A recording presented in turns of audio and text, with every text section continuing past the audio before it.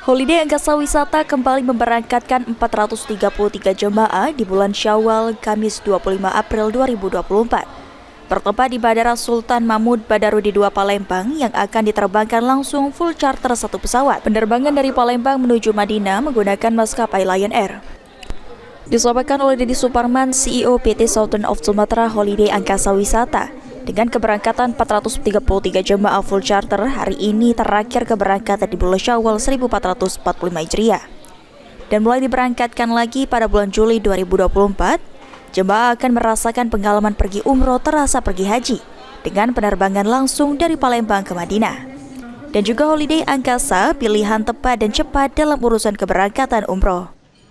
Ini adalah hari terakhir di bulan Syawal ya, di musim 1445 Hijriah. Kembali Holiday Angkasa Wisata memberangkatkan ibadah umrah terasa pergi haji. Dan ini adalah charter satu pesawat kami yang ke-15 kalinya di musim 1445 Hijriah. Pencapaian yang luar biasa. Saya ucapkan terima kasih kepada seluruh masyarakat Kota Palembang dan Sumatera Selatan pada umumnya, serta perwakilan Holiday Angkasa Wisata yang tersebar di 17 kabupaten kota yang telah mempercayakan keberangkatan perjalanan ibadah umroh keluarga dan dirinya bersama Holiday Angkasa Wisata.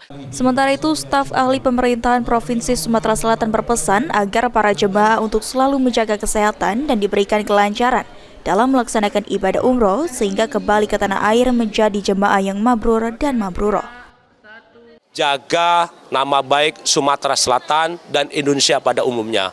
Karena selama ini jamaah dari Indonesia dan khususnya Sumatera Selatan merupakan jamaah yang the best, yang selalu mendapat di hati oleh masyarakat Saudi Arabia. Jangan diciderai, jangan dirusak oleh orang-orang yang tidak bertanggung jawab.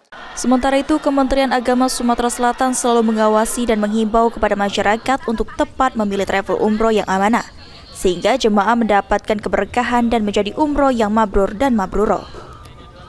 Kepada tour travel Holiday Angkasa Wisata yang pada kesempatan ini telah memberangkatkan jamaah umroh asal Sumatera Selatan yang terakhir ya, ini pada 45 Hijriah ini adalah sesi yang terakhir setelah 15 keberangkatan sebelumnya.